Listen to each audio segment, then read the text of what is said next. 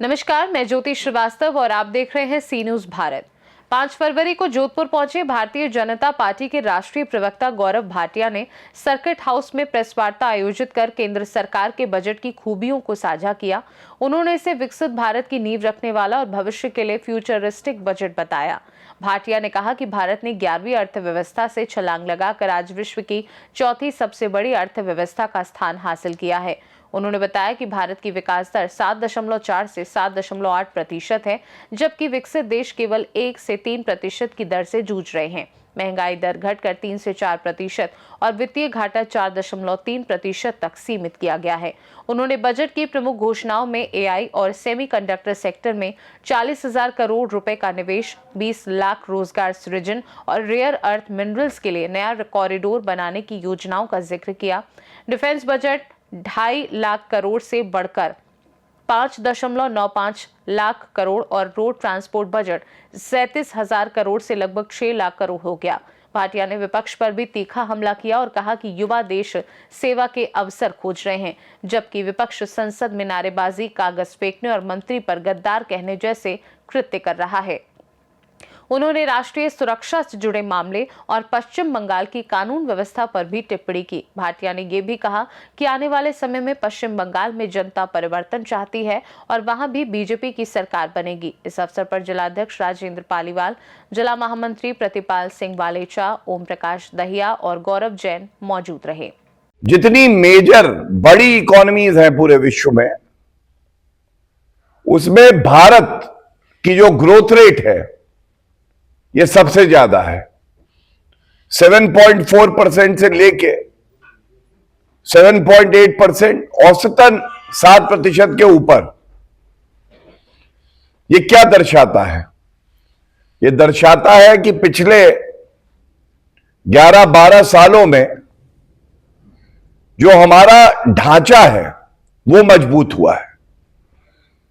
जो फंडामेंटल्स होते हैं इकोनॉमी के वो बेहतर हुए हैं। और ये तब है जो कहते हैं कि हम विकसित इकोनॉमी है, बड़ी इकोनॉमी अपने आप को मानते हैं, चाहे वो यूएस हो, चाहे वो यूके हो, चाहे वो चीन हो। उनकी जो ग्रोथ रेट है वो 1%, 2%, 3%, लेकिन भारत की ग्रोथ रेट 7%। तीसरी बड़ी बात जो अहम है, कभी भी अगर बजट की बात होती है, ग्रोथ रेट अच्छी बात है, लेकिन महंगाई दर क्या है यह भी ध्यान में रखना चाहिए। तो ये बताना मेरी जिम्मेदारी भी है, कर्तव्य भी है कि पिछली सरकार में यूपीए की 10-11% महंगाई दर रहता था, ये अब 3 से 4% पे रहता है। तो इससे भी लाभ जो है वो देश की अर्थव्यवस्था को होता है।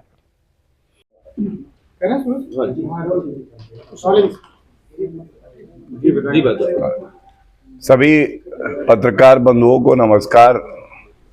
राजस्थान की पावन धरती पर आपने हमारा स्वागत किया, बहुत बहुत आभार। आज की ये प्रेस वार्ता का मुख्य केंद्र जो है, हमने देखा वित्त वर्ष 2026-27 का बजट पेश किया गया है और 140 करोड़ की जो भारत की आबादी है, जनता है, उसने इसको स्वीकारा ही नहीं है, बल्कि इसमें अपने सपनों को साकार होने का ब्लूप्रिंट देखा है और स्वागत किया। ये हम लोगों के लिए गर्व की बात है। ये केंद्रीय बजट जो विकसित भारत का सपना धरातल पर साकार किया जा रहा है और भारत को 2047 में विकसित भारत बनाना है, उसकी मजबूत आधारशिला, नींव और कार्य इस बजट के साथ हो रहा है।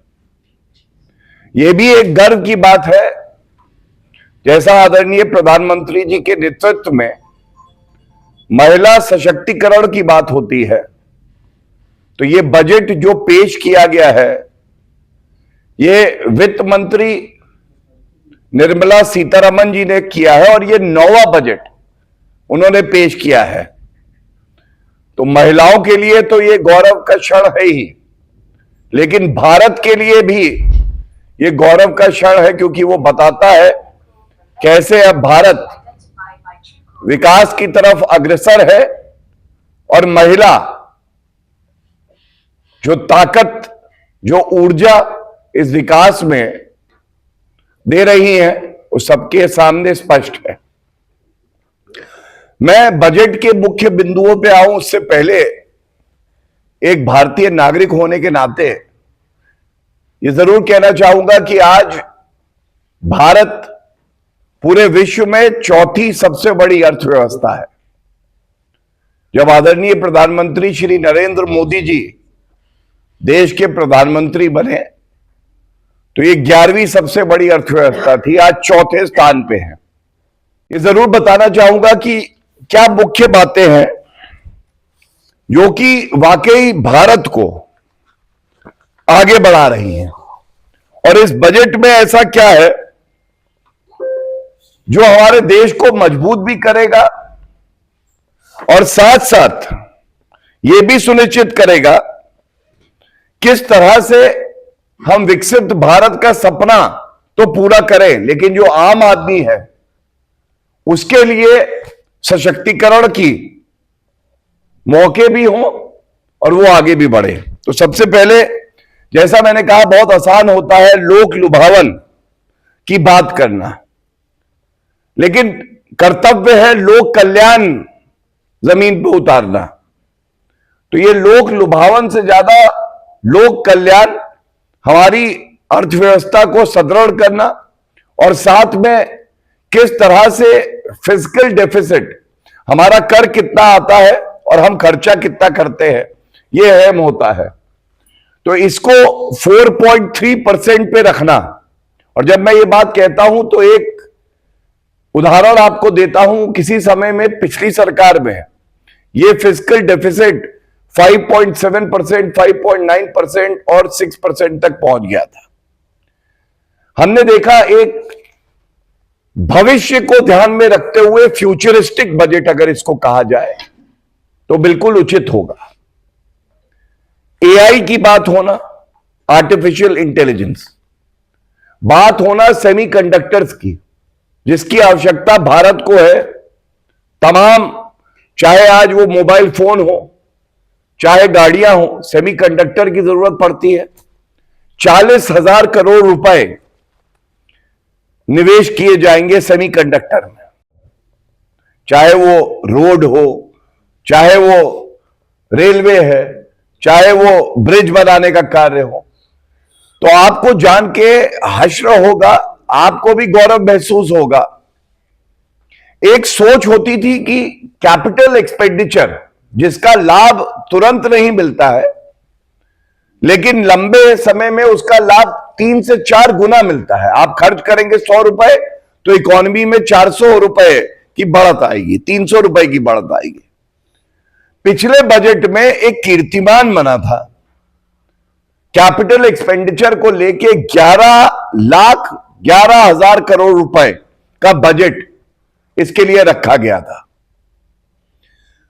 और अगर मैं आपको तुलनात्मक बताऊं तो कांग्रेस की सरकार में ये 2 से 3 लाख करोड़ का बजट होता था, कहां 2-3 लाख और कहां 11 लाख। गर्व की बात यह है कि ये 11 लाख करोड़ रुपए खर्चा किया गया और इस साल 11,11,000 करोड़ को बढ़ा के 12,20,000 करोड़ कर दिया गया। जोधपुर से सी न्यूज संवाददाता आनंद शर्मा की रिपोर्ट। देखा जाए तो गौरव भाटिया ने जोधपुर में बजट की विशेषताओं और विकास योजनाओं को साझा कर भारत की मजबूत आर्थिक स्थिति पर जोर दिया। अब देखना ये होगा कि ये योजनाएं धरातल पर कितनी प्रभावी साबित होती हैं और आम जनता तक इनका लाभ कैसे पहुंचता है। खास रिपोर्ट में फिलहाल के लिए इतना ही। देश दुनिया की बाकी खबरों को जानने के लिए आप देखते रहिए सी न्यूज भारत।